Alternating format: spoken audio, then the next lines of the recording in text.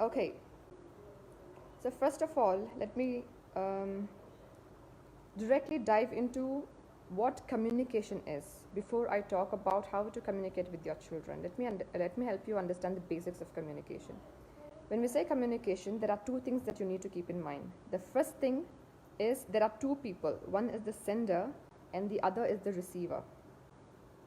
If you do not understand this, mostly what happens in most of the communications, we focus only on one. Though we know there are two, but then focus is only on one, especially the sender. Generally what happens, the sender tries to send a lot of information without really understanding if the listener is receiving it. So when it comes to communication, there are two people involved, but there is another concept which is called sending information, right? That the sender sends the information while the receiver receives that information. So this has to be complete. This cycle has to be complete.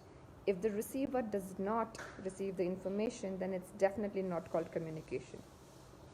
It's just called announcements. Okay?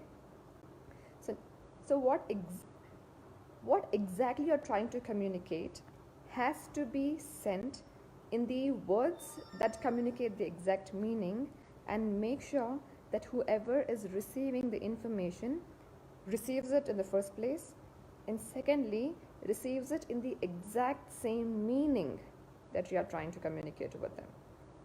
The meaning has to go exactly the way it's intended to be. Let me give you an example. Whenever you're trying to tell your children something, okay, if you tell, better do this, then it's going to help you, or clean your room, do not mess up, tidy the entire space. This is what you say. The intention is you want the home or the room to be tidy. But most of the times, what do you think the children hear?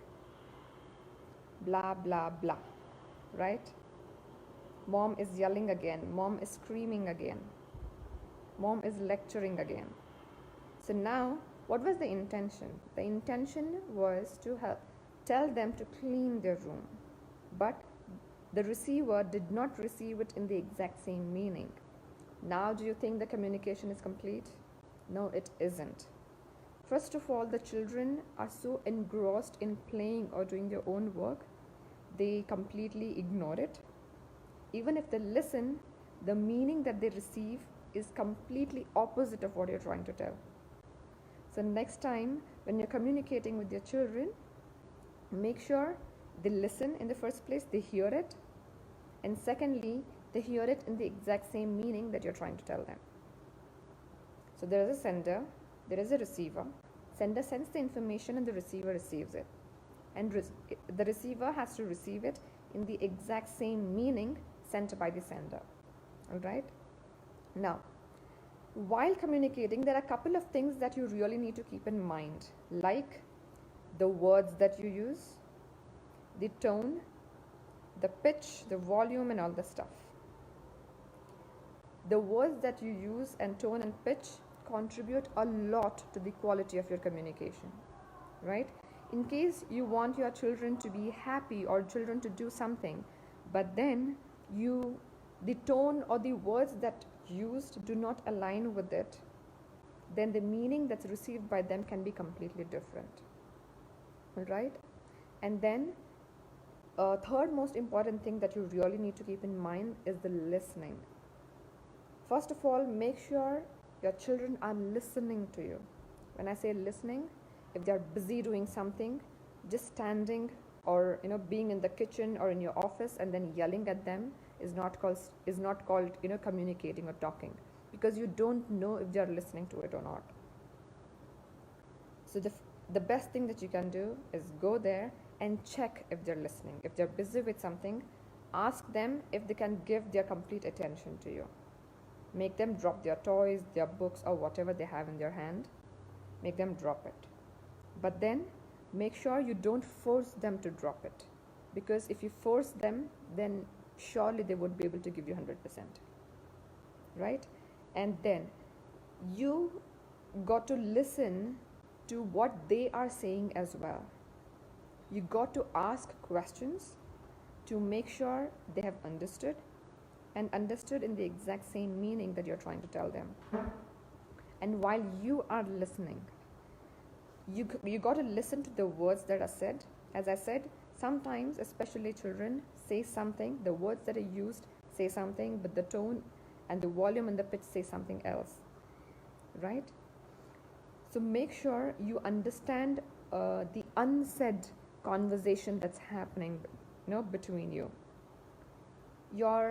Maybe your child is silent, and you might think he's going through nothing, but you never know that prolonged silence say a lot in terms of their emotional and mental health. Prolonged silence. When I say prolonged, something that goes for days and days. It talks a lot about their emotional and mental state. So you got to be smart enough to understand the unsaid communication that's happening from your child. So let me quickly recap what communication or how to communicate effectively with your children. Firstly, remember there's a sender and the receiver. The sender sends the information and the receiver receives it, and the receiver must receive it in the exact same meaning sent by the sender. Right? And then make sure you use the right words, you use the right tone, the right volume and pitch to complement the intention or the meaning that you're trying to convey. And thirdly, listening. Listening is an important part. Make sure your children are listening to you when you're talking, and the other way around. Make sure you are listening when your children are talking to you. Whatever you have in hand, just drop it. Give your 100% attention.